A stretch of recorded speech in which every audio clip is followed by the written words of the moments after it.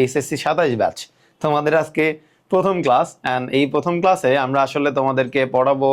আসলে আজকে তোমাদের যে টপিকগুলো পড়াবো সেটা হচ্ছে, টপিক পড়ানোর আগে তোমাদেরকে আজকে পুরো আইসিটি সম্পর্কে একটা আইডিয়া দিব যে পুরো অধ্যায় কোথা থেকে কি কি আসে, অ্যান্ড দেন আমি তোমাদেরকে হচ্ছে 3.1 থেকে শুরু করব কেন সেটা সম্পর্কে আজকেই আমরা আলোচনা করছি একটু পরেই ক্লাসে। আমি কিছু কমেন্ট নিয়ে নিচ্ছি। মুস্তাফিজ সালমান জি, দীপা চৌধুরী এস স্যার, মুসপিতা উর্মি জি, ওকে। সো আর কথা না বাড়াই আজকের ক্লাসে আমরা চলে যাচ্ছি। যেহেতু আজকে তোমাদের প্রথম ক্লাস, আমি তোমাদের আজকে এই ক্লাসে ইন্ট্রো দিব পুরো আইসিটি সম্পর্কে, কি কি তোমার একটা আইডিয়া রাখতে হবে যাতে তুমি পুরো আইসিটি সম্পর্কে জানতে পারো যে কোন অধ্যায় পড়তে হবে, কোনটা স্কিপ করতে হবে, কোনটা বেশি ইম্পর্টেন্ট অ্যান্ড কোনটা হার্ড অ্যান্ড কোনটা ইজি। ওকে, সো আমরা এই টপিকটা বোঝানোর আগে তোমাদের জন্য আমি তো তোমাদের সাথে পরিচয় হই নাই না।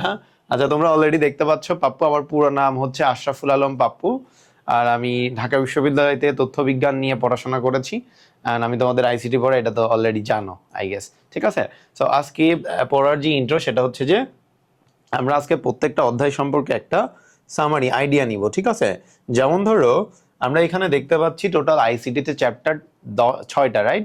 তো তোমরা যারা এবার 27 ব্যাচে আসো, তোমরা নিশ্চয়ই এসএসসিতে আইসিটি সাবজেক্টটা তোমাদের ছিল, বাট ওই সাবজেক্টটা কি হইতো বলো তো? তুমি আগের দিন রাতে পড়তা, গাইড খুলে 1 ঘন্টা পড়তা, 25টা এমসিকিউ থাকতো, একদম 25টার মধ্যে 25ই না হইলেও অ্যাটলিস্ট 24টা 23টা হইতো সবার, রাইট?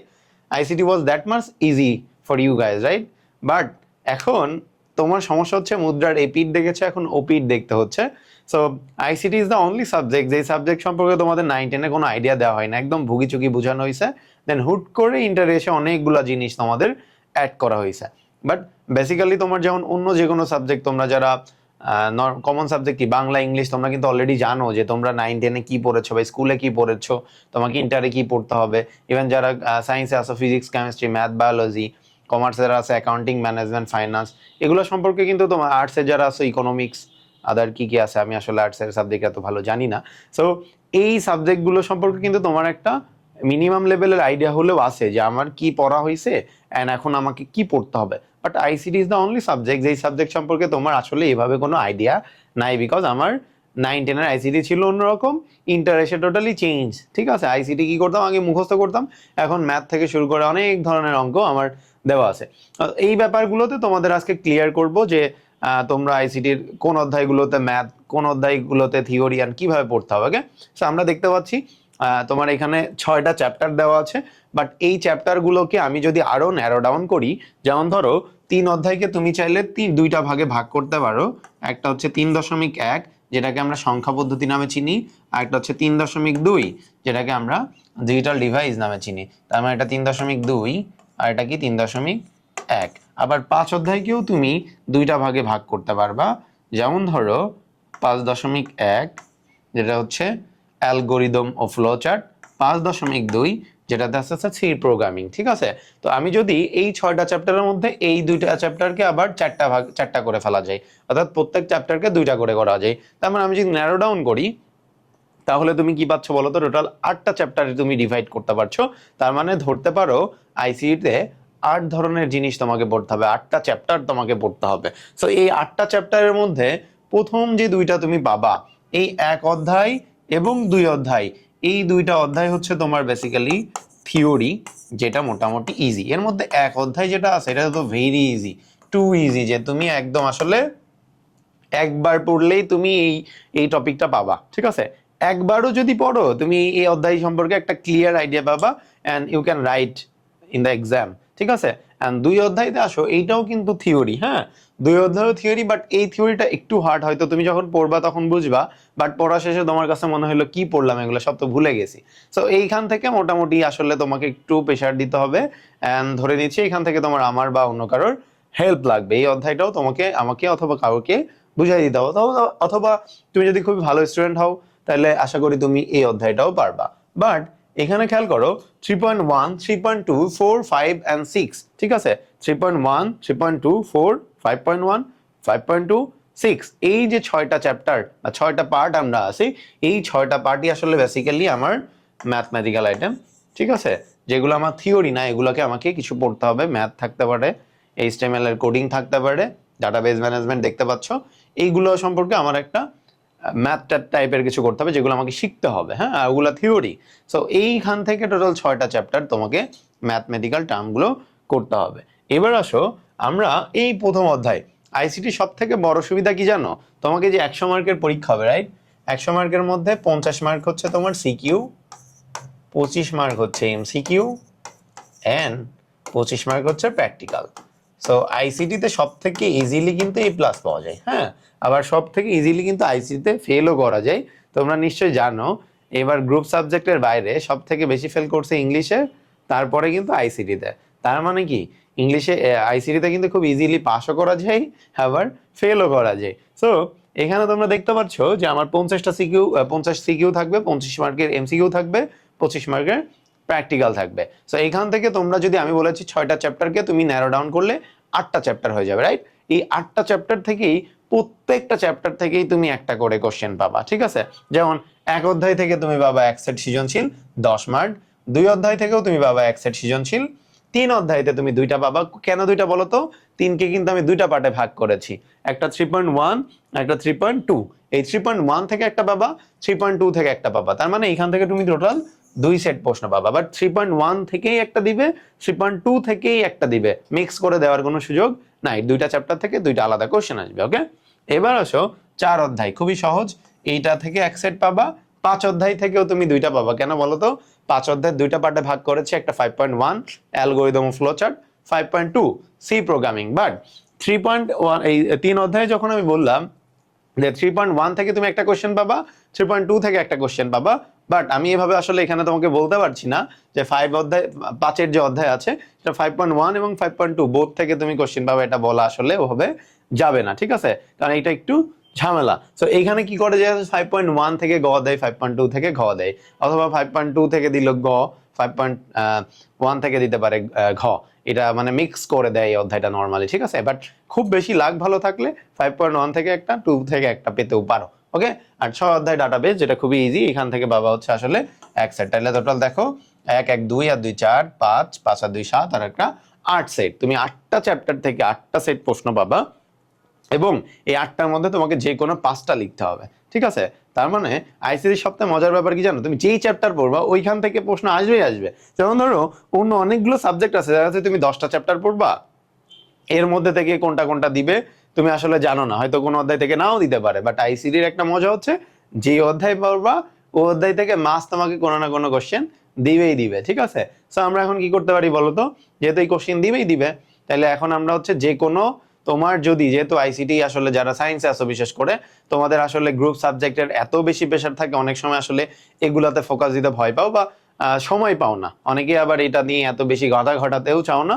সেক্ষেত্রে তোমাদের জন্য যে সাজেশনটা থাকতে পারে সেটা হচ্ছে you can skip any 1 chapter, 2 চ্যাপ্টারও স্কিপ করতে পারো, অনেকে আবার 3টা চ্যাপ্টার স্কিপ করতে পারে, ঠিক আছে? যেমন ধরো তুমি 5 অধ্যায়কে যদি পুরোটা স্কিপ করে দাও, তাহলে তুমি কিন্তু এক্সামে কত পাচ্ছ বলো তো? এক্সামে তুমি হচ্ছে 6 সেট পাচ্ছ, এর মধ্যে 5 সেট ইজিলি অ্যান্সার করতে পারবা। 3.2টাও একটু কঠিন।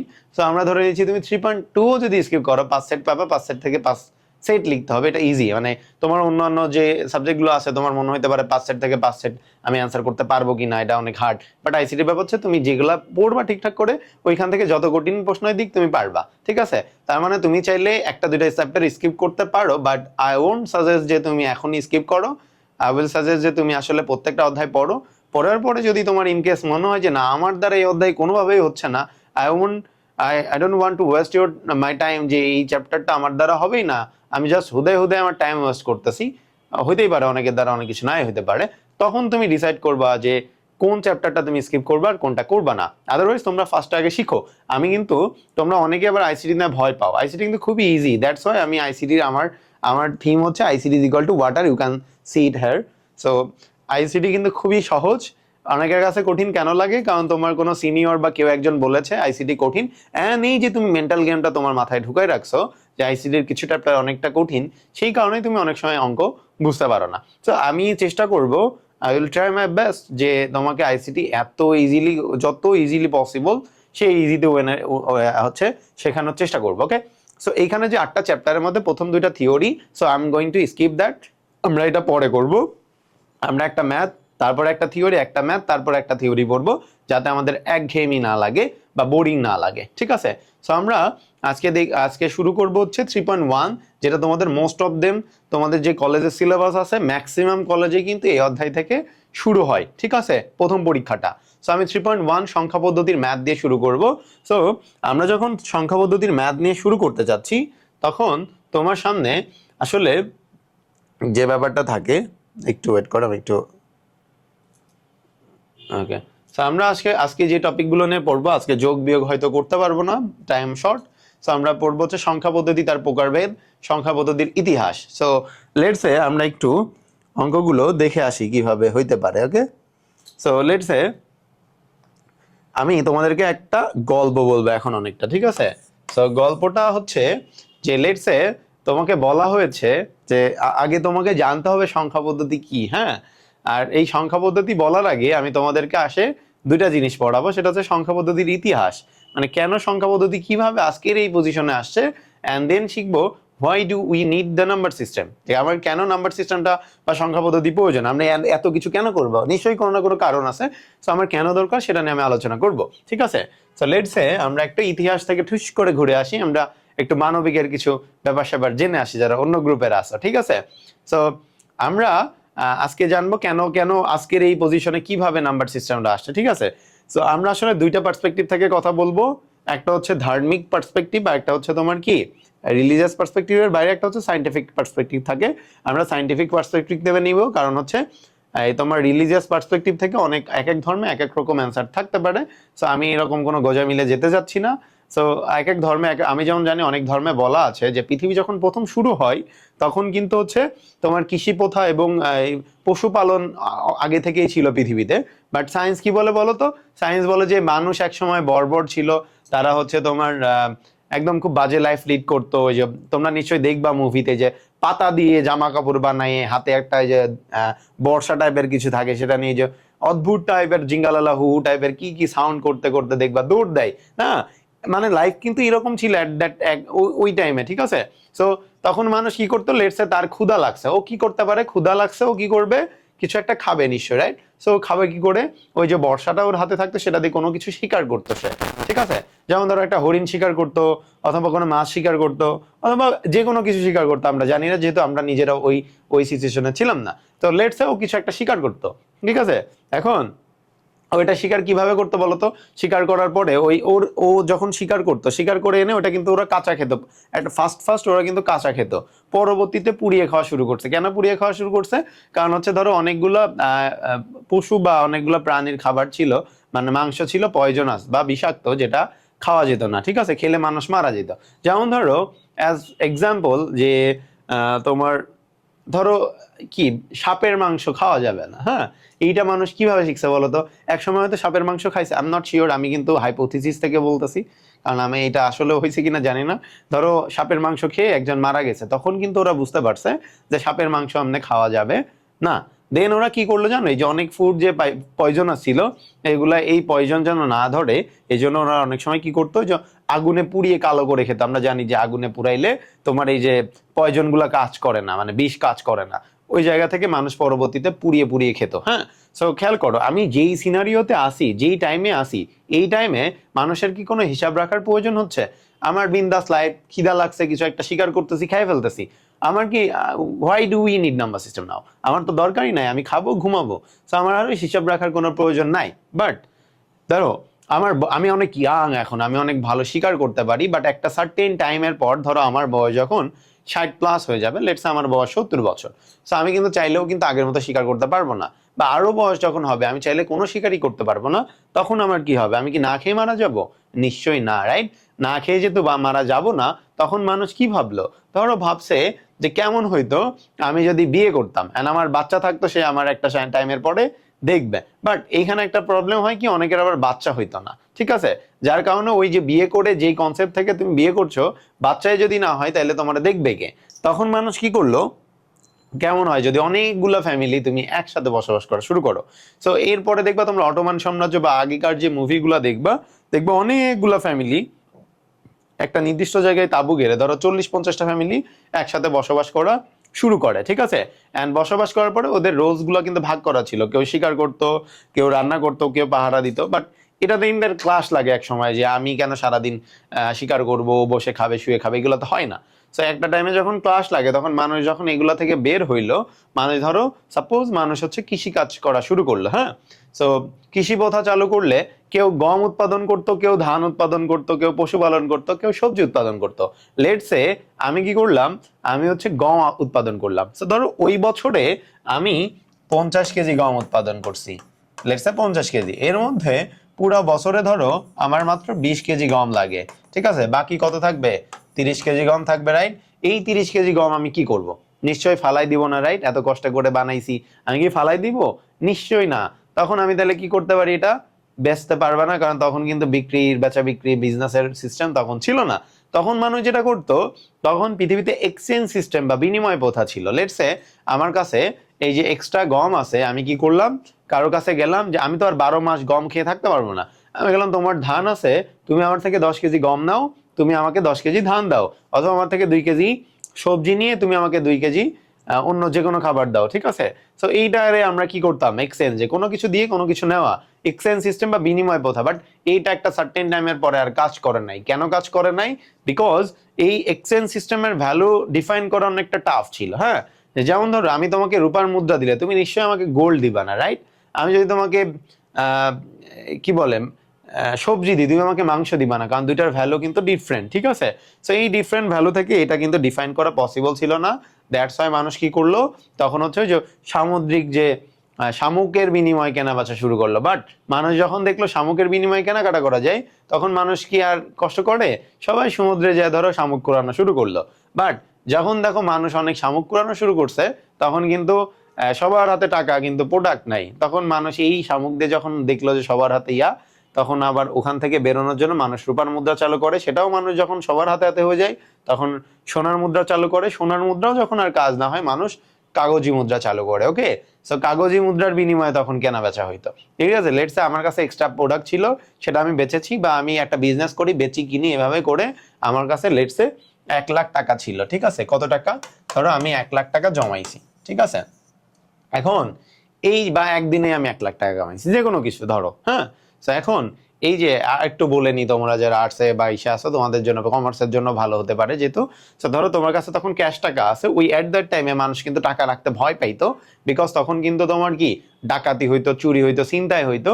যেমন তোমরা নিশ্চয়ই কোনো একটা ইংরেজি, আমার মনে নাই, রিয়ারেন্স বা কিছুতে একটা কবলার বা ওই যে মুচির গল্প শুনেছো, যে একটা টাকার থলে নাকি পড়ে পায়, এরপরে ওই থলেটা নিয়ে এসে বাসায় নিয়ে আসলে ওর আর কোনোদিন ঘুম হইতো না, কারণ কে না কে চুরি করে নিয়ে যাবে। এরকম ভয় কিন্তু ওদেরও হইতো, যে এতগুলা টাকা কে না কে চুরি করবে, শিখায় আমাকে, চিন্তাই করবে, ডাকাতি করবে। তো এই কনসেপ্ট থেকে ওরা কিন্তু টাকা রাখার জায়গা তখন ছিল না, কারণ পৃথিবীতে তখন ব্যাংক এক্সিস্ট করতো না। তখন মানুষ কি করতো জানো? তখন হচ্ছে যে যে ধর্মে বিশ্বাস করে সেই ধর্মের প্রধানের কাছে যে টাকা জমা দিতে। যেমন ধরো মুসলিম হলে হুজুরদের কাছে, তোমার হচ্ছে তোমার হিন্দু হইলে পুরোহিতদের কাছে, এরকম তোমার যে যে ধর্মে বিশ্বাস করে সেই ধর্মের প্রধানের কাছে যেয়ে টাকাগুলো জমা রেখে আসতো। কারণ ওরা জানতো যে ওই ওই হুজুর বা ওই পুরোহিত এই টাকাগুলো মারবে না, ঠিক আছে, কারণ ওই বিশ্বাসটা ছিল। এবং ডাকাতরাও ওদেরকে ডাকাতি করতো না ভয়ে, ঠিক আছে, যে ওরা যেহেতু ধার্মিক লোক, ঠিক আছে। এখন এই হুজুরের কাছে তো অনেক টাকা জমা হওয়া শুরু করলো। তখন হুজুর কি করবে এত টাকা? ধরো অনেক গরিব মানুষ যায় বলতো যে হুজুর আমাকে কিছু টাকা দেন, আমি কয়দিন পরে ফেরত দিতে। হুজুর দিয়ে দিত বা পুরোহিত দিয়ে দিত। বাট একটা টাইমে হুজুর ভাবলো যে কেন আমি ফ্রিতে ফ্রিতে দিব। তো একজন এসে বলছে আমাকে 1000 টাকা দেন। ও বলছে ঠিক আছে আমি 1000 টাকা দিব, তুমি 1 মাস পর ফেরত দিলে তোমাকে 1100 টাকা দিতে হবে। এই যে কনসেপ্ট, তখন দেখলো যে যা, এটা তো বিজনেস, বিশাল বিজনেস, আমার অন্যজনের টাকা জমা নিয়ে সেই টাকা দিয়ে আবার ইনকাম করা। তো এটার থেকে মজার আর কিছু হইতে পারে? তখন ইতালিতে তোমার খুব সম্ভব ইতালির ভেনিসে, ঠিক আছে, তখন হচ্ছে এই যে যারা এই রকম টাকা জমা রাখতো, তারা একটা বেঞ্চ নিয়ে বসতো, বেঞ্চ নিয়ে বসে এক পাশ দিয়ে টাকা জমা নিত, এক পাশ থেকে ধার দিত। সো বেঞ্চকে ইতালিতে ব্যাংকও বলা হতো। এই ব্যাংকও থেকে ব্যাংকাস, ব্যাংকাস থেকে ব্যাংকি, ব্যাংকি থেকে ব্যাংক শব্দের উৎপত্তি, যেটাকে আমরা ব্যাংক বলে এখন চিনি। আমরা এখন ব্যাংকে টাকা জমা রাখি, ঠিক আছে। সো এই ব্যাংক, তো এখন তো আমরা যেখানে আমার ক্যাশ টাকাও লাগে না, আমরা ব্যাংকের কার্ড, তোমার নগদ, বিকাশ, রকেট, এগুলা দিয়ে আমরা কাজ চালাই দিতে পারি, ক্যাশ টাকার কোনো প্রয়োজন নাই। লেটস সে ওটা আমার কনসার্ন না। আমি বলতে চাইছি লেটস সে আমি বিজনেস করে 1 লাখ টাকা আর্ন করেছি। এখন এই 1 লাখ টাকা আমি কিভাবে হিসাব রাখবো? নিশ্চয়ই আমাকে হিসাব রাখতে হবে, নাহলে আমি কিভাবে বুঝবো আমার কাছে 1 লাখ টাকা আছে? হ্যাঁ, সো একটা টাইমে দেখো, ওই যখন আমরা হচ্ছে তোর ক্ষুধা লাগছে, আমরা শিকার করে খাচ্ছি, তখন কিন্তু আমার হিসাব রাখার কোনো প্রয়োজন ছিল না। এরপরে মানুষ যখন একসাথে অনেকগুলা ফ্যামিলি বসবাস করা শুরু করে, সমাজ একটা সোসাইটি মেনটেন করে চলে তখন কিন্তু অনেকগুলো শিকার করতে, ধরো আগে আমি একা খাচ্ছিলাম, এখন 40টা ফ্যামিলি খাচ্ছে, তার মানে আমার 20-30টা শিকার করতে হচ্ছে। এখন কতগুলা শিকার করেছে এগুলা কিন্তু তোমার হিসাব রাখার প্রয়োজন ছিল, আদারওয়াইজ তুমি তো বুঝতে পারবে না তুমি কয়টা শিকার করছো, রাইট? তার মানে তখনও কিন্তু হিসাব রাখার দরকার ছিল। এরপরে যখন কৃষিকাজ চালু করলো, কত কেজি উৎপাদন করছে, তার মানে হিসাব রাখার দরকার ছিল। এরপরে যখন আমার বিজনেস শুরু করলো তখন কিন্তু আরো বড় বড় হিসাব রাখা শুরু হলো। এখন ধরো এখন তো মডার্ন যুগ, এখন বিলিয়ন ট্রিলিয়ন ডলারের হিসাব হইতে হয়, রাইট? সো লেটস সে আমার কাছে 1 লাখ টাকা আছে, ওই টাইমে মানুষ কিভাবে হিসাব রাখতো? তোমরা নিশ্চয়ই গল্প শুনেছো যে মানুষ রশিতে গিট বাঁধতো, ঠিক আছে, রশিতে গিট বেঁধে বেঁধে হিসাব রাখতো। এখন তোমার কি মনে হয় 1 লাখ বার রশিতে গিট দেওয়া possible? No, I don't think যে এটা পসিবল। বা কারোর জন্য পসিবল হলে এই গিট্টু মারতে মারতে ও মারবে, ওর নাতি ছেলে পেলে মেরেও শেষ করবে কিনা, তুমি নিজে তো কবরে যাবাই। সো এটা তো পসিবল না। তখন মানুষ কি করলো, ধরো পাথর দিয়ে হিসাব রাখতো, যে তোমার কাছে যতগুলা টাকা আছে ততগুলা পাথর রাখবে। সো 1 লাখ পাথর কি ক্যারি করা পসিবল না।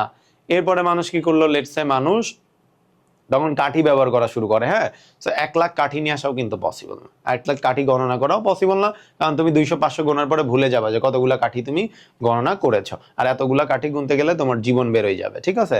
সো এরপরে মানুষ আরো কি করতো, ধরো পাতায় ফুটো করতো, ঠিক আছে, একটা বড় পাতাতে এমনি তাল পাতায় এমনি ফুটো করে রাখতো, যে আমার কাছে 10 টাকা আছে 10টা ফুটো করতো, বা 10টা গরু আছে 10টা ফুটো করতো। এখন 2টা গরু বেঁচে দিছে, তাহলে ওই 2টা ফুটো বাদ দিয়ে দিত, ঠিক আছে? অথবা পাথর আছে 10টা, 2টা গরু বেঁচে দিয়েছে, 2টা পাথর সরায় রাখতো। বাট এই এতগুলা যে পদ্ধতিগুলো তোমাকে বললাম, এই একটা পদ্ধতি কিন্তু বড় হিসাব রাখার জন্য সুইটেবল না, ঠিক আছে? যে ওই যে পদ্ধতিগুলো ছিল, পাথর ব্যবহার করা, কাঠি ইউজ করা, ফুটো করা, পাথরের গুহায় আঁকানো, গিট্টু দেওয়া, এগুলো ছোট ছোট হিসাব রাখার ক্ষেত্রে দরকার, মানে কম্প্যাটেবল ছিল যে আমার 10টা আছে 10টা পাথর। বাট বড় হিসাবের সাথে কিন্তু এগুলো যায় না, এতগুলো করে আনা পসিবল না। তখন মানুষ কি করলো, কেমন হয় কি কি, এরপরে ধরো মানুষ আবিষ্কার করলো হচ্ছে, আমরা জানি ট্যালি চিহ্ন আবিষ্কার করেছিল। তো এই যে ট্যালি চিহ্ন, আমরা জানি ট্যালি চিহ্নের হাইয়েস্ট মার্ক কত? ট্যালি চিহ্নের হাইয়েস্ট মার্ক হচ্ছে 5। এখন আমরা যদি এই ট্যালি চিহ্নের হাইয়েস্ট মার্ক যেহেতু 5, আমরা এই 5 দিয়েও যদি আঁকাইতে চাই, তাহলে এই 1 লাখ আঁকাইতে আমার এইটা কিন্তু 20,000 বার, 20,000 টাইমস আমার এভাবে আঁকাইতে হবে। তোমার কি মনে হয় ইজ দিস পসিবল? 20,000 বার টালি চিহ্ন আঁকানো possible? No, it's not possible. তখন মানুষ কি করলো, ধরো রোমান সংখ্যা ব্যবহার করা শুরু করলো, ঠিক আছে? বাট রোমান সংখ্যায় ধরো এক্স, এক্স মানে কত? 10। আমরা যদি এক্স দ্বারাও প্রকাশ করি তাহলেও কিন্তু এই 1 লাখ প্রকাশ করতে আমার 10,000 বা 10,000 বার এক্স আঁকাইতে হবে। এটা পসিবল না। এই এক্স এতবার আঁকাইতে আঁকাইতে তোমার নিজের এক্স এর কথা মনে পড়ে কান্নাকাটি শুরু করে দিবা। আই ডোন্ট থিঙ্ক যে এটা পসিবল এতবার এক্স আঁকানো। তো তখন পৃথিবীতে কি হলো, যে ওরা 1 থেকে 9 আবিষ্কার করে।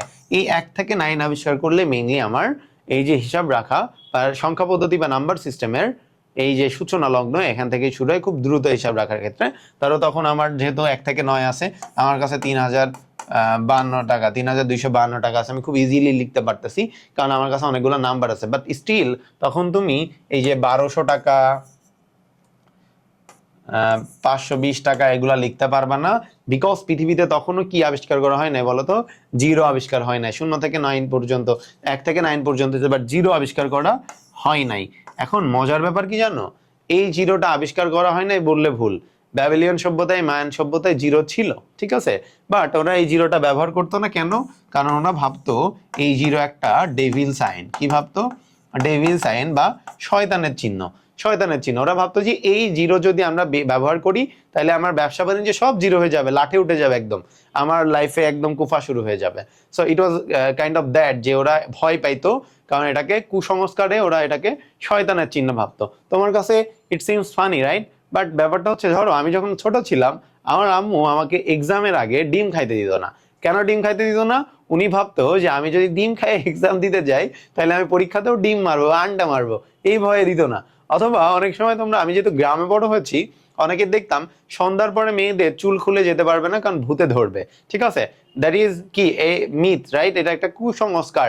আমরা জানি এগুলো সবগুলো এক একটা কুসংস্কার। এগুলো কি আদৌ হয়? আই ডোন্ট থিঙ্ক যে হয়। সো যেহেতু হয় না, আমরা কিন্তু তারপরেও মানি, বিকজ এটা আমাদের দেশের একটা খুবই সুপরিচিত বা কুপরিচিত একটা কুসংস্কার। তো এই কুসংস্কার কিন্তু ওদেরও ছিল, যেটা ভয় পাইতো। বাট মজার ব্যাপার হচ্ছে, এই জিরোটা সর্বপ্রথম ব্যবহার করা শুরু করে ভারতবর্ষে। কোন বর্ষে? ভারতবর্ষে। আবিষ্কার না, অনেকে আবিষ্কারও বলে, বাট ব্যাপারটা বেসিক্যালি জিরো আগে থেকেই ছিল। ভারতবর্ষে প্রথমবারের মতো জিরো ব্যবহার করা শুরু হয়। কে শুরু করেন এটা? আর্য ভট্টাচার্য, ঠিক আছে? আর্য ভট্টাচার্য। তো আট্ট ভট্টাচার্য প্রথমবারের মতো জিরো ব্যবহার করা শুরু করেন। এখন যেহেতু 0 থেকে 9 পর্যন্ত পৃথিবীতে আছে, we can write any number, any big number you want. যেমন ধরো তোমার কাছে আছে 1,20,000 টাকা, তুমি খুব সহজেই লিখতে পারবা, কারণ তোমার কাছে কি আছে বলো তো, এখন 0 থেকে 9 পর্যন্ত আছে। ঠিক আছে, তার মানে খুব দ্রুত তুমি এখন হিসাব রাখতে পারছো, বিকজ 0 থেকে 9 আবিষ্কার করা হয়েছে। বাট ব্যাপারটা হচ্ছে, আমি তোমাকে বুঝাইলাম যে এই আজকের পজিশনে কিভাবে আসছে নাম্বার সিস্টেম, এত সহজে কি আসছে না। দেখো কত ওই পাথর ইউজ করতো, নুড়ি ইউজ করতো, তোমার ওই যে কাঠি ইউজ করতো, গিট্টু দিত, রোমান সংখ্যা, টালিচন্না, এগুলো ইউজ করতে করতে করতে করতে করতে করতে আজকের এই পজিশনে নাম্বার সিস্টেম এসে দাঁড়াইছে। ঠিক আছে, এখন আমরা খুব ইজিলি নাম্বার সিস্টেম নিয়ে হিসাব করতে পারি। এখন ধরো, why do we need number system, বা সংখ্যা পদ্ধতি আমার কেন দরকার? ঠিক আছে, লেটস সে আমি একজন কাউবয় বা রাখাল, আমার কাছে 200 ভেড়া আছে। হাউ উইল আই নো আমার কাছে 200 ভেড়া আছে if I can not count? ঠিক আছে, যে আমি যদি কাউন্ট করতে না পারি, আমি কিভাবে বুঝবো আমার কাছে 200 ভেড়া আছে? লেটস সে আমি 200 বার রশিতে গিট্টু দিলাম যে আমার কাছে 200 ভেড়া আছে। এই গিট্টুটা দেওয়ার পরে আমি ধরো ভেড়া নিয়ে খাইতে গেলাম একটা মাঠে। এরপরে আমি ধরো বাঁশি বাজানো শুরু করছি, এই ফাঁকে কোনো একটা দুষ্টু চোর এসে আমার কি করছে, আমার ভেড়াগুলোকে চুরি করে নিয়ে ও চলে গেছে, 10টা ভেড়া চুরি করছে লেটসে। হ্যাঁ, এইবার আমি কিভাবে বুঝবো আমার ভেড়া চুরি হয়েছে? কারণ আমি তো কাউন্ট করতে পারি না, গণনা করতে পারি না, আমার কাছে কোনো সংখ্যাও নাই। সো আমি হয়তো বা আমার কাছে লাগবে কিছু একটা নাই, something is missing, right? Something is missing. তখন তুমি ভয়ে কি করলা, রশি গিট্টু গোনা শুরু করলা। শুধু গুনতে গুনতে একটা করে ভেড়া সরাও, একটা করে রশি গিট সরাও। এখন গুনতে গুনতে দেখছো যে 10টা গিট্টু বেঁচে আছে, তার মানে তোমার কিছু ভেড়া চুরি হয়েছে। এখন প্রথম এই এতবার গিট্টু গুনতে গুনতে তোমার যে চোর, ও কিন্তু রোমান এম্পায়ার বা সাম্রাজ্য থেকে অটোমান সাম্রাজ্যে চলে যাবে। ঠিক আছে, আবার তোমার যখন প্রথমবার 190 পর্যন্ত কাউন্ট করবা, তখন কিন্তু তোমার মনে হবে না, ইউ আর রং, মনে হয় তো ভুল গুনছো, আবার প্রথম থেকে কাউন্টিং শুরু করবা। এই টাইমে তোমার ওই চোর, সে কিন্তু একদম কি ওই রোমান অটোমান সাম্রাজ্য থেকে আরো কোনো অন্য সাম্রাজ্যে চলে যাবে।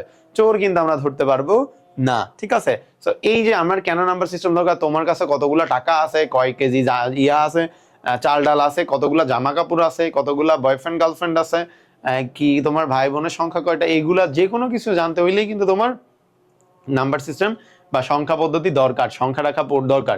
সো আমরা এত সময় পড়লাম হচ্ছে সংখ্যা পদ্ধতি কেন দরকার এবং কিভাবে আজকের এই পজিশনে আসছে। এবং সংখ্যা পদ্ধতি সংখ্যা কি তুমি পারবা? সংখ্যা পদ্ধতি দেখো, what comes to your mind যখন তুমি সংখ্যা পদ্ধতি বলো, রাইট?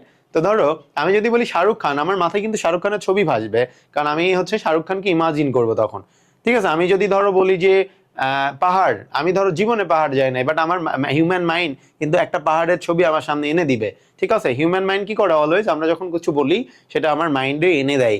যেমন ধরো আমি বললাম নাম্বার সিস্টেম বা সংখ্যা পদ্ধতি, তখন কিন্তু আমার মাইন্ডে কিছু না কিছু আসতেছে। এটা যেমন হচ্ছে কি 1 2 3 4 বা কিছু একটা আসতেছে। সংখ্যা পদ্ধতি বেসিক্যালি কি? সংখ্যা পদ্ধতি সহজে হচ্ছে, আমরা কিন্তু শিখে ফেলছি অলরেডি, সংখ্যা প্রকাশ করার পদ্ধতিকে সংখ্যা পদ্ধতি বলে। তাহলে সংখ্যা পদ্ধতি কাকে বলে?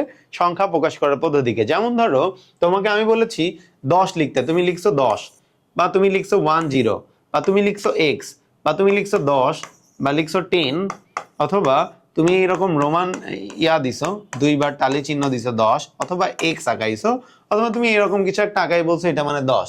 আমি যদি এগুলা দিয়ে বুঝতে পারি যে এইটা সবগুলোর মিনিংই 10, তার মানে ওইটাই সংখ্যা পদ্ধতি বা নাম্বার সিস্টেম। আমি কোনো একটা নির্দিষ্ট সংখ্যা তোমাকে বোঝাতে পারবো কোনো একটা বর্ণ সংখ্যা প্রতীক ব্যবহার করে যে এটা 10 বা 20, তখনই সেটাকে সংখ্যা পদ্ধতি বলা হয়। সহজ ভাষায় কোনো সংখ্যা প্রকাশ করার পদ্ধতিকে সংখ্যা পদ্ধতি বলে। যদি আরো এলাবোরেটলি বলতে চাও যে সংখ্যা পদ্ধতি কি, তাহলে বলবা কোনো বর্ণ সংখ্যা প্রতীক ব্যবহার করে কোনো সংখ্যা প্রকাশ করার পদ্ধতিকে সংখ্যা পদ্ধতি বলে। যেমন ধরো আমার এখানে বলছে সংখ্যা পদ্ধতি কি, বিভিন্ন ধরনের সাংকেতিক চিহ্ন ব্যবহার করে সংখ্যা প্রকাশ করার পদ্ধতিকে সংখ্যা পদ্ধতি বলে। তোমার যদি আসে সংখ্যা পদ্ধতি কি, you can just easily answer যে সংখ্যা প্রকাশ করার পদ্ধতিকে সংখ্যা পদ্ধতি বলে। খুব ইজি, আমরা অঙ্ক কি আর পড়ছি না এত, কারণ আমরা জানি যে 0 1 2 3 4 5 6 7 8 9 প্রত্যেকটা হচ্ছে এক একটা ডিজিট বা অঙ্ক। ঠিক আছে, তো আমরা আজকে শিখবো সংখ্যা পদ্ধতি কয় প্রকার। ঠিক আছে, তো আমরা সবাই মনে রাখবো সংখ্যা পদ্ধতি 2 প্রকার। কয় প্রকার? 2 প্রকার। একটা হচ্ছে পজিশনাল আর একটা হচ্ছে নন পজিশনাল। ঠিক আছে, পজিশনাল অ্যান্ড নন পজিশনাল, যেটাকে বাংলায় অস্থানিক বা স্থানিক সংখ্যা পদ্ধতি বলে। সো এইটার অ্যান্সার কি? আমরা যখন প্রোনাউন্সিয়েট করছি, ব্যাপারটা উচ্চারণ করতেছি নন পজিশনাল আর একটা কি পজিশনাল, তখনই আমরা অ্যান্সার পেয়ে যাচ্ছি। একটা হচ্ছে নন পজিশনাল আর একটা হচ্ছে কি পজিশনাল। তার মানে যার কোনো পজিশনাল নাই, যার কোনো পজিশনাল ভ্যালু নাই, সে নন পজিশনাল, আর যার পজিশনাল ভ্যালু আছে সে পজিশনাল নাম্বার সিস্টেম। বুঝতে পারছি? তার মানে সহজ ভাষায় যদি আরো বলি, তোমরা নিশ্চয়ই ছোটবেলায় একক, দশক, শতক, হাজার, অযুত, লক্ষ, নিযুত, কোটি এগুলা পড়েছো। এগুলারে আমরা বাংলায় কি বলতাম? স্থানীয় স্থানীয় মান বলতাম। স্থানীয় মানকে ইংরেজিতে পজিশনাল ভ্যালু বলে। তার মানে যার স্থানীয় মান আছে সে পজিশনাল বা স্থানিক সংখ্যা পদ্ধতি, আর যার নাই সে নন পজিশনাল বা অস্থানিক সংখ্যা পদ্ধতি। ব্যাপারটা আরো সহজে বোঝানোর জন্য আমি ধরো লিখতেছি ওয়ান। ওয়ান লিখলে তুমি এক লিখতে হলে তুমি ধরো এক লিখছো, দুই লিখতে বললাম তুমি দুই লিখেছো, তিন লিখতে বললাম তুমি তিন লিখেছো। ওকে, সো এই এই যে লিখলা, এইবার ধরো আমি তোমাকে বললাম এই সেম জিনিসটা এখানে নিয়ে চলে আসলাম, এই ওয়ান টু থ্রি, ঠিক আছে? এই যে ওয়ান টু থ্রি তোমাকে এখানে লেখাচ্ছি, এইটার মানে কি দেখো, এটা তিন তিন তিনকে প্রকাশ করে না, বাট এইটা হচ্ছে এখানে হয়ে যাবে এ ওয়ান মানে ওয়ান, এ ওয়ান মানে 10, এ ওয়ান মানে 100। এখন টোটালটা যদি আমরা যোগ করি তাহলে আমরা পাই হচ্ছে 111 বা 111। দেখো এইটা কিন্তু এখানে 3 ছিল বা 3 ছিল, এখানে এসে কত হয়ে গেছে? 111 হয়ে গেছে। কেন হয়ে গেছে? কারণ এটার প্রত্যেকটার আলাদা আলাদা পজিশনাল ভ্যালু বা স্থানীয় মান রয়েছে। প্রত্যেকটার আলাদা পজিশনাল ভ্যালু বা স্থানীয় মান রয়েছে। যেমন ধরো এটা দেখতে 1 মানে 1 কেই রিপ্রেজেন্ট করতেছে, ঠিক আছে? বাট এইটা দেখতে 1 বাট এটা কিন্তু প্রকাশ করতেছে 10 কে। দেখতে 1 বাট এক্সপ্রেস করতেছে কত? 10 কে। আর এটাও দেখতে 1 বাট প্রকাশ করতেছে কত? 100 কে। তার মানে এখানে দেখতে 1 হলেও ডিফারেন্ট ডিফারেন্ট সংখ্যা পদ্ধতির মান প্রকাশ করতেছে, রাইট? দেখতে সেম একই বাট ডিফারেন্ট পজিশন বা ডিফারেন্ট হচ্ছে কি বলতেছে, স্থানীয় মান প্রকাশ করতেছে। এটার মান 1, এটার মান 10, এটার মান 100 বা 100, ঠিক আছে? বাট এখানে কি হচ্ছে দেখো তো, এইটাও 1, এইটাও 1, এইটাও 1, প্রত্যেকটাই 1, বাট এখানে আলাদা পজিশনে বসার কারণে 1 হয়ে যাচ্ছে 10, আরটা হয়ে যাচ্ছে 100, আবার বসলে 1000, বিকজ ওটার পজিশনাল ভ্যালু আছে। আরো সহজে বোঝানোর জন্য লেটস আমি তোমাকে 4 লিখতে বলেছি, আমি 4 লিখেছি। ওকে, আমি যদি এখান থেকে এই 1টাকে মুছে এখানে নিয়ে চলে আসি, স্টিল কিন্তু এটা 4ই থাকে। আবার আমি যদি এখান থেকে লেটসে আমি এই 1টাকে মুছে দিলাম, ধরো এই 1টাকে মুছে আমি একটা 1কে এই পাশে নিলাম, একটা 1কে এই পাশে নিলাম, অথবা এইখান থেকে একটা 1কে আমি মুছে, ঠিক আছে, এইখানে নিয়ে চলে আসলাম, স্টিল কিন্তু এটা 4ই থাকে। এটার ভ্যালু কি চেঞ্জ হয় না।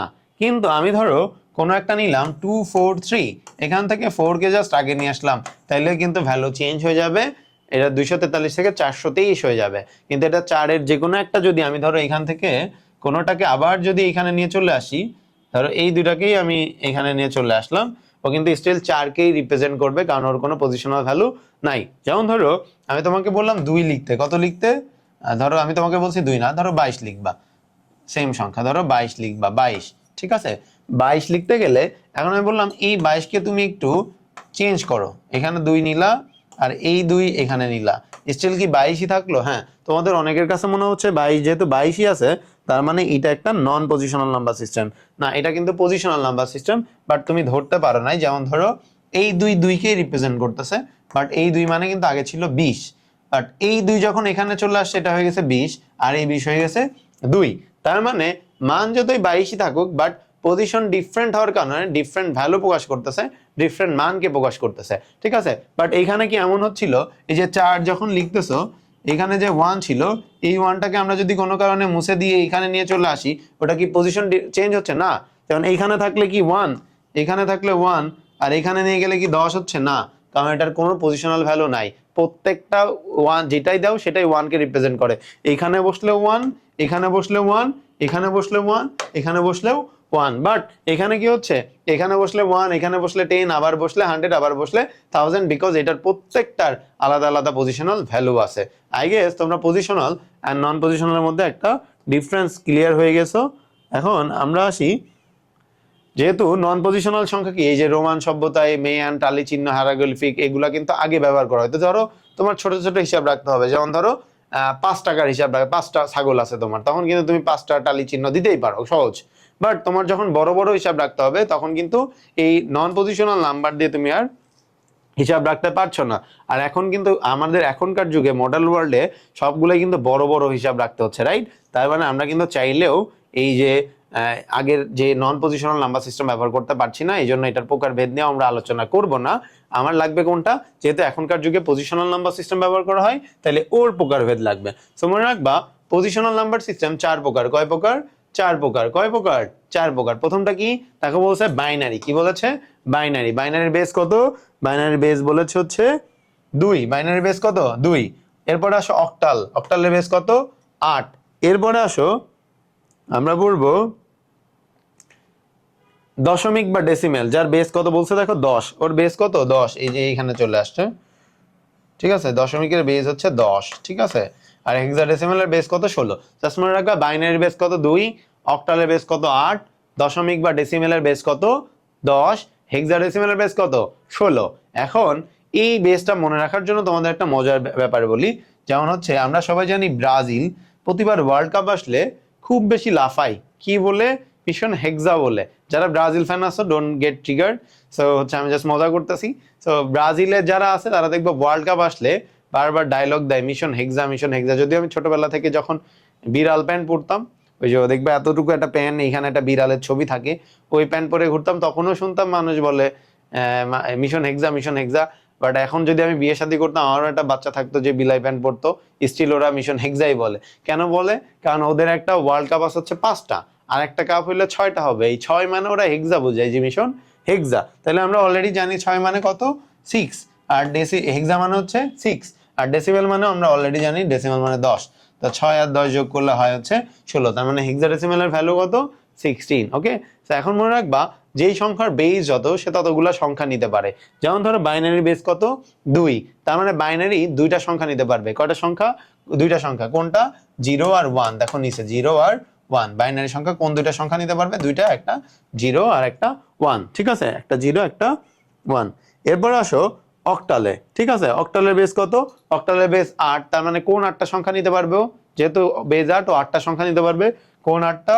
0 থেকে 7 পর্যন্ত, 0 থেকে 7 পর্যন্ত এই 8টা সংখ্যা ও নিতে পারবে, ঠিক আছে? এখন আসো ডেসিমেল বা দশমিক, দশমিকের বেস যেহেতু 10, ও 10টা সংখ্যা নিতে পারবে।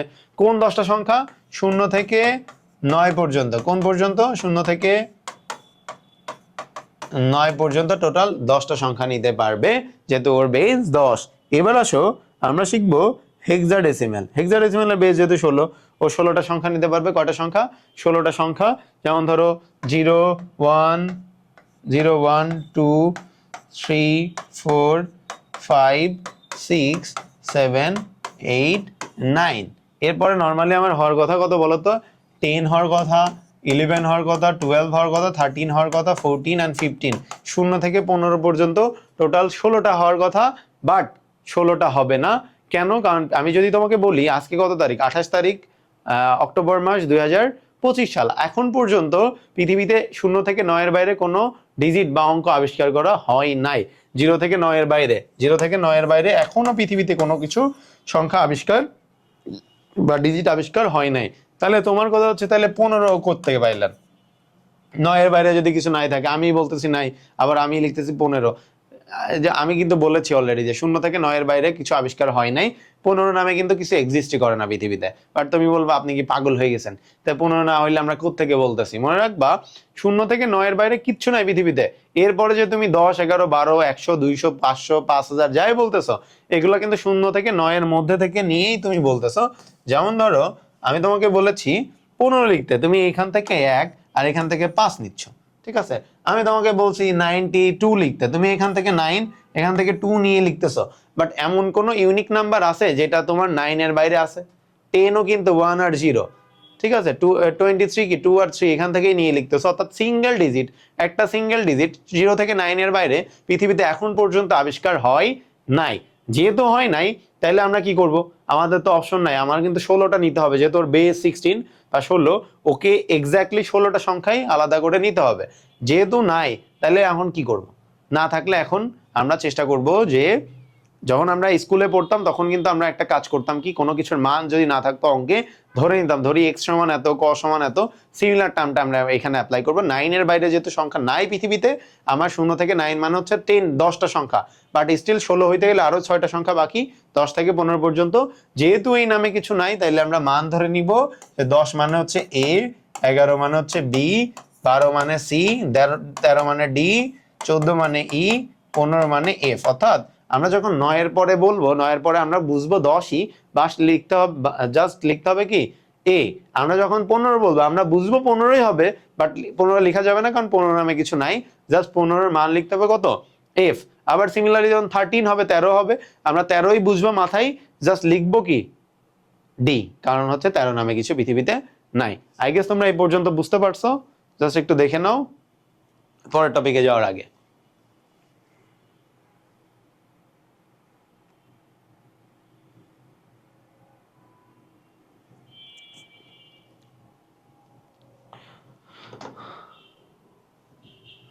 ওকে, সো সবাই যেহেতু বুঝছো, আমি পরের টপিকে চলে যাই। সো আমরা এখন শিখবো সংখ্যা পদ্ধতির মান নির্ণয় করা, ঠিক আছে। তো আমরা প্রথমে আসতেছি দশমিক নিয়ে। কি নিয়ে? দশমিক নিয়ে। আমরা অলরেডি জানি দশমিকের বেস কত, দশমিকের বেস হচ্ছে 10। কোন 10টা সংখ্যা নিতে পারে? 0 থেকে 9 পর্যন্ত নিতে পারে। ওকে, সো এখন আরেকটা জিনিস মনে রাখবা, যেই সংখ্যার বেস যত সে তত গুণ করে বাড়ে, মনে থাকবে, যার বেস যত সে তত গুণ করে বাড়বে। সো এখানে দশমিকের বেস কত বলো তো? দশমিকের বেস হচ্ছে 10, তার মানে দশমিক 10 গুণ করে বাড়বে। সো প্রথম সংখ্যা যদি 1 হয়, তাহলে 1 এর সাথে 10 গুণ করলে কত হয়? 10 হয়। 10 এর সাথে 10 গুণ করলে কত হয়? 100 হয়। 100 এর সাথে 10 গুণ করলে কত হয়? 1000 হয়। 1000 এর সাথে 10 গুণ করলে কত হয়? 10,000 হয়। 10,000 এর সাথে 10 গুণ করলে কত হয়? 1 লাখ হয়। আরো যদি করতাম 10 লাখ, 1 কোটি, এভাবে বাড়তো, ঠিক আছে। সো একটা জিনিস তোমরা মনে রাখবা, মনে করার চেষ্টা করো, তোমরা যখন ছোট ছিলা তখন একটা জিনিস পড়তা আর খুব মায়ের খাইতা, যে একক, দশক, শতক, সহস্র, অযুত, লক্ষ, নিযুত, কোটি, এই জিনিসটা কিন্তু আমরা মুখস্থ করতাম, বাট উই ওয়ার রং, যে আমরা কিন্তু ওই যে 4টা সংখ্যা পদ্ধতি শিখেছি, বাইনারি, অক্টাল, দশমিক, হেক্সাডেসিমাল, এই 4টা সংখ্যা পদ্ধতির মধ্যে একটা আমরা অলরেডি পারি, সেটার নাম হচ্ছে দশমিক বা ডেসিমাল নাম্বার সিস্টেম। এই ডেসিমাল বা দশমিক নাম্বার সিস্টেম আমরা অলরেডি পারি ছোটবেলা থেকে, যে 1 2 3 4 5 6 7 8 9 10 11 12, 7 আর 5 যোগ করলে 12 হয়, 10 থেকে 5 বাদ দিলে 5 হয়। এই যা যা শিখছো সবই ডেসিমেল বা দশমিক নাম্বার সিস্টেম, ঠিক আছে। তো এই জিনিসটা আমরা পারি, বাট প্রবলেম হচ্ছে আমরা কি করি, এটা আমরা শিখছি হচ্ছে মুখস্থ, আমরা পারি, এটাই হচ্ছে সব থেকে বড় সমস্যা। বাঙালি কিছু পারে, that is the biggest problem, ঠিক আছে। সো আমরা এটা পারি, বাট মুখস্থ নিয়মে পারি। হ্যাঁ, যেমন ধরো একক, দশক, শতক মুখস্থ করতে, এটা কিন্তু মুখস্থ করার ব্যাপার ছিল না, কারণ আমরা ডেসিমেল বা দশমিক নাম্বার সিস্টেম পড়ছি, তার বেস ছিল 10 বা 10, তার মানে 10 বা 10 গুণ করে বাড়বে। যেমন ধরো 1 এর সাথে 10 গুণ করলে 10, 10 এর সাথে 10 গুণ করলে 100, 100 এর সাথে 10 গুণ করলে 1000, তার সাথে করলে 10,000। তো দেখো আমরা পড়তাম একক, এই যে দেখো দশক, শতক, হাজার, অযুত, লক্ষ, ঠিক আছে, 1 10 100 1000 10,000 1 লাখ, এইভাবে পড়ছো না। তো এই একক, দশক কেন হচ্ছিল বুঝতে পারছো? আমরা ছোটবেলা থেকে যেটা পড়ছি এটা দশমিক নাম্বার সিস্টেম, এন্ড এই দশমিক বা ডেসিমেল নাম্বার সিস্টেমের বেস 10, এই জন্য একের সাথে 10 গুণ করলে দশক হয়, দশকের সাথে আরো 10 গুণ করলে শতক হয়, শতকের সাথে 10 গুণ করলে হাজার হয়, এইভাবে বাড়তে থাকে, ঠিক আছে। সো আই গেস এই মুখস্থ করার জিনিসটা তোমার ক্লিয়ার হয়েছে। লেটস সে আমি এখন শিখবো, তোমাকে ধরো আমি লিখতে বলেছি 15, কত? 15 লিখতে তুমি কিন্তু 1 আর 5 লিখবা, রাইট? 15 লিখতে তুমি 1 আর 5 লিখছো, 15 লিখতে। তো এখন কোন একটা বাচ্চা ধরো ক্লাস 1 এ পড়ে, ঠিক আছে, ও এসে তোমাকে একটা কোশ্চেন করেছে, 15 লিখতে কেন 1 আর 5ই হবে, why not 3 2 and why not 2 7, এরকম কিছু দিলে কেন 15 হবে না? ঠিক আছে, 15 লিখতে কেন 3 আর 2 দিলে হবে না, 1 আর 7 দিলে কেন হবে না, বা হচ্ছে 5 আর 2 দিলে কেন হবে না, এরকম যে কোনো কিছু একটা বলছে, তুমি তখন ভাববা বলদের ঠাডায় একটা কানে নিচে দিয়ে বলবা বলদ পড়ালেখা করে, 15 লিখতে কেন 3 আর 2 লাগবে, ওরে কিন্তু মায়েরা টারা ভুং ভাং বুঝায় পাঠাই দিবা। বাট হি ওয়াজ রাইট, যে ও কেন 15 লিখতে 1 আর 5ই লাগবে। আমরা রং, কারণ আমরা জানি না যে 1 আর 5ই কেন 15 হয়, কারণ আমরা মুখস্থ করছি, 1 পর 1 থাকলে 11 বলতে হয়, 1 পর 2 থাকলে 12 বলতে হয়, এগুলো আমরা মুখস্থ করেছি। বাট টুডে আমরা শিখবো কি, যে 15 লিখতে বা অন্য যে কোনো নাম্বার সিস্টেম লিখতে কেন ওই সংখ্যাটাই লাগবে। যেমন 15 লিখতে 1 আর 5 কেন লাগবে, ঠিক আছে, 1 আর 5 কেন লাগবে। দেখো আমার লিখতে বলেছে 15, তো আমার প্রথম কাজ হচ্ছে 15 নামে কোনো ঘর এখানে আছে কিনা দেখবা, ঠিক আছে। দেখো নাই, তাহলে যেহেতু নাই, তাহলে আমরা দেখবো 15 ছোট ঘর কোনটা। দেখো আমরা দেখতেছি 15 ছোট কিন্তু 10, 100 কিন্তু বড়, তাহলে 10 এর কাছে আসবা, 10 এর কাছে এসে বলবা তোমাকে কতবার গুণ করলে তুমি 15 সমান অথবা ছোট হবা, ঠিক আছে, কতবার গুণ করলে তুমি 15 সমান অথবা ছোট হবা। এখন 15 তোমাকে অ্যান্সার করছে কি, যে এই 10 তোমাকে অ্যান্সার করছে যে তুমি কয়বার গুণ করতে পারবা, একবার, কারণ 2বার গুণ করলে 20 হয়ে যায়, বেশি হয়ে যায়, তার মানে তুমি এই 10 এর ঘরে তুমি 1 নিবা, কারণ একবার নিতে পারবা, একবার নেওয়া মানে কত নিছো তুমি, 10 নিছো, তার মানে তোমার বাকি আছে কত, 5। এখন তুমি যাবা 1 এর কাছে, 1, তোমাকে কতবার গুণ করলে তুমি 5 হবা, 1 তোমাকে কোশ্চেন করো, আমাকে যদি তুমি 5 বার গুণ করো তাহলে তুমি 5 হবা। তাহলে আমরা 1 নিলাম কয়বার? 5 বার। তাহলে 5 বার নিলে আর কিছু থাকলো না।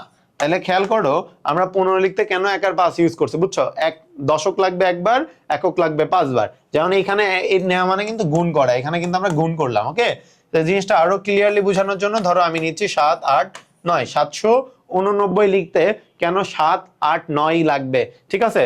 সো 7 8 9 কেন লাগতেছে, দেখো এই জিনিসটা তোমাদের কাছে অনেকে সিলি লাগবে, এই জিনিসটা আমরা পারি, খুব ইজি ব্যাপার। সো আমরা কিন্তু আজকে চেষ্টা করতেছি অ্যাকচুয়াল ওয়েতে অঙ্ক শেখার, যেগুলো তোমার ভুল ধারণা ছিল ওইগুলো আমি ভাঙাচ্ছি যাতে পরের অঙ্কগুলো বুঝতে তোমার অনেক ইজি হয়। যেমন ধরো তুমি যদি পড়ো a square plus b square সূত্র কি a square plus 2ab plus b square, তুমি কিন্তু এটা মুখস্থ করতেছো। বাংলাদেশের 90% স্টুডেন্ট একটা ম্যাথের রুলস সবসময় অলওয়েজ মুখস্থ করে, a স্কয়ার b স্কয়ারের সূত্র কি, a প্লাস b হোল স্কয়ারের সূত্র কি, এরকম সবগুলো সূত্র মুখস্থ করে। বাট এটার পিছনে বিহাইন্ড দ্য সিনটা কিন্তু কোনো না কোনো রিজন আছে, বিধায় a স্কয়ার b স্কয়ারের সূত্র এটা হচ্ছে। We need to know the reason, যে কেন হচ্ছে। এইটা জানতে পারলে কি আমার চার্ট মুখস্থ করা লাগবে? না। সো আমরা যখন আইসিটি পড়বো, এখন আইসিটিতে যদি আমি অ্যাকচুয়াল রিজন না জানি, আমার কিন্তু ওইরকম a স্কয়ার b স্কয়ারের সূত্রের মতো করে ঠাটাই মুখস্থ করতে হবে। সো আমরা কিন্তু মুখস্থ বিদ্যায় যাব না, we will learn the actual method. That's why আমরা এটা শেখাচ্ছি, যাতে তোমার পরবর্তীগুলো একটা যদি পারো বাকিগুলা তুমি অটোমেটিক্যালি পারবা। যেমন ধরো তোমাকে লিখতে বলছে 789, এখন 789 লিখতে কেন 7 8 9 লাগবে, অন্য নাম্বার লাগবে না কেন? দেখো আমরা দেখবো 7 8 9 নামে কোনো ঘর এখানে আছে কি না। দেখলাম 7 8 9 নামে কোনো ঘর নাই, তাহলে আমরা আসবো তার থেকে ছোট ঘর, কারণ 1000 কিন্তু ওর থেকে বড়। তাহলে আমরা যাব 100-র কাছে, 100-কে প্রশ্ন করব যে তোমাকে কতবার গুণ করলে তুমি 789 ছোট অথবা সমান হবা, ঠিক আছে? তো 100 অ্যান্সার দিল 7 বার, কারণ 8 বার করলে 800 হয়ে যায়, বেশি হয়ে যায়। তাহলে 789 লিখতে আমরা কয়বার নিলাম? 7 বার নিলাম। 7 বার নিলে 7কে 100 বার গুণ করলে কত হয়? 700 হয়। তাহলে আমার স্টিল বাকি কত? 89। এবার আমরা আসবো 10 এর কাছে, যে তোমাকে কতবার গুণ করলে তুমি 89 অর্থাৎ 89 সমান অথবা ছোট হবা। ও বলছে আমাকে 8 বার করো, কারণ 9 বার করলে আমি কিন্তু 90 হয়ে যাবো, বেশি হয়ে যাবে, তাই না? এই জন্য আমরা কয়বার গুণ করবো? 10কে আমরা গুণ করবো হচ্ছে 8 বার। তো 8 বার গুণ করলে আমার কত হলো? 8 10 80। স্টিল কত বাকি? 9 বাকি। এইবার যাব আমরা 1-এর কাছে। 1 তোমাকে কতবার গুণ করলে তুমি 9 হবা? 9 বললে আমাকে 9 বার গুণ করো, তাহলে আমি 9 হব। তাহলে এখানে 9 নিলাম, তাহলে আমার আর কিছু বাকি থাকলো না। দেখো তাহলে আমরা 789 লিখতে কেন 7 8 9 ব্যবহার করব? আই গেস তোমরা ক্লিয়ার হয়ে গেছো, ঠিক আছে? তো আমরা এখন যাচ্ছি পরের টপিকে আজকের। তো আজকের পরের টপিকে আমরা দেখি কি শেখানোর আছে। আমার এখানে বলছে হচ্ছে বাইনারিতে। দেখো বাইনারি সংখ্যা পদ্ধতির বেস কত? বাইনারি সংখ্যা পদ্ধতির বেস হচ্ছে 2, রাইট? বাইনারির বেস কত? 2। কোন দুইটা সংখ্যা নিতে পারে? 0 আর 1। যেহেতু ওর বেস 2, ও কিন্তু 10 গুণ করে বাড়বে না, 2 গুণ করে বাড়বে। আগেরটা 10 গুণ করে কেন বাড়তেছিল? কারণ ওর বেস ছিল 2। সো আমরা যদি প্রথম সংখ্যা 1 হয়, 1 এর সাথে 2 গুণ করলে কত হয়? 2 হয়। 2 এর সাথে 2 গুণ করলে কত হয়? 4 হয়, কারণ ওর বেস কিন্তু 2, 2 গুণ করে বাড়তেছে। 4 এর সাথে 2 গুণ করলে কত হয়? 8, 8 এর সাথে 2 গুণ করলে 16, আরো করলে 32, আরো করলে 64, আবার 2 গুণ করলে 128, আরো লাগলে কি 256, এভাবে বাড়তে থাকবে। কত সময় নিবা? যত সময় তোমার দরকার। লেটস সে তোমাকে লিখতে বলছে 5 এর মান, তাহলে 8 পর্যন্ত তো তোমার লাগবেই না, রাইট? তখন আমরা এইগুলো নিবই না, ঠিক আছে? 8 পর্যন্ত নিবই না, কারণ আমার এত লাগবে না। যাও তোমার বলছে 3 লিখতে, তাহলে তোমার 4 লাগবে না, তাহলে তুমি জাস্ট এই দুইটা ঘর নিবা, যতটুকু লাগে ততটুকু নিবা। যেমন ধরো আমরা এখন শিখবো, ধরো তোমাকে বলছে 5 এর বাইনারি মান লিখতে। কত লিখতে? 5 এর বাইনারি মান। তাহলে 5 এর বাইনারি মান লিখতে গেলে আমি কি করবো? দেখো দেখবো 5 নামে কোনো ঘর কি এখানে আছে? দেখলাম নাই। তাহলে 5 এর ছোটকে? 5 এর ছোট হচ্ছে 4। 4 কয়বার যায়? 4 যাবে হচ্ছে একবার। একবার 2 বার গেলে কিন্তু 8 হয়ে যায়, বেশি হয়ে যায়। তাহলে 4 নিলে আমার আর কত বাকি? 1 বাকি। তো 1 এর মধ্যে কি 2 একবারও যায় না? যেহেতু এই ঘর যায় না, তার মানে এই ঘর আমরা নিব না। 2 একবারও গেল না, 0 বার গেল, ঠিক আছে? তাহলে পরে থাকে কি 1। 1 কে প্রশ্ন করবো তুমি 1 কয়বার যাবা? ও বলছে আমাকে একবারই নিতে পারবা। তাহলে 1 নিয়ে নিলে আর কিছু থাকে না। তাহলে 5 লিখতে গেলে আমরা কত লিখবো? 101 লিখবো, ঠিক আছে? এরপরে ধরো আমাকে বলছে 20 এর মান লিখতে। কত মান? 20 এর মান। সো আমরা 20 বা 20 মান বের করে দেখি কিভাবে করতে হয়। ধরো 20 এর মান বের করতে বলছে, তাহলে 20 এর নামের কোনো ঘর এখানে আছে? নাই। তাহলে 20 এর ছোটকে 16। দেখো তো 16 কয়বার যায়? দেখো 16 যাবে হচ্ছে একবার। একবার যদি 16 চলে যায় আর কত থাকে? 4 বাকি থাকে, তাই না? 8 কি 4 এর মধ্যে একবারও যায় না? তার মানে আমরা এখানে কি নিব না, তার মানে 8 নিব না। এবার বাকি আছে 4। 4 এর কাছে আসো। 4 কি একবারও যায়? যায়। তাহলে আমরা 4 যদি একবার নিয়ে নিই, তাহলে কি আর কিছু থাকে? না, কিছু থাকে না। তার মানে এই দুইটা আবার লাগবে না, মানে এই দুইটা আমরা কি করব? জিরো বসাই দিব, বুঝাইতে পারছি? তাহলে 10100 মানে হচ্ছে 20, ঠিক আছে? যেমন ধরো তোমাকে আমি বলেছি যে 31 লিখতে, হ্যাঁ, তো 31 নামে কোনো ঘর কি এখানে আছে? না। তাহলে 31 এর নিচে কি আছে? 16 আছে। তাহলে 16 কয়বার যাই? একবার যাই, আমি নিলাম। তাহলে বাকি থাকে কত? 15। 15-র মধ্যে কি 8 যায় একবারও? যাই। তাহলে আমরা 8ও একবার নিলাম। তাহলে থাকে কত? 7। 7 কি 4-এর মধ্যে একবারও যাই? যাই। 4 কিন্তু 7-এর মধ্যে একবার যায়, তাহলে চলে গেল। তাহলে থাকে কত? 3। এবার কি 2 কি 3-এর মধ্যে একবারও যায়? যাই, তার মানে আমরা নিলাম একবার। তাহলে আমার কি আর কিছু থাকে? 1 থাকে। 1 কি লাগবে 1-এর মধ্যে? হ্যাঁ যাবে, একবার যাবে। তাহলে আমরা 1 নিলাম। তাহলে আমরা 1 থেকে বাদ দিয়ে দিলাম।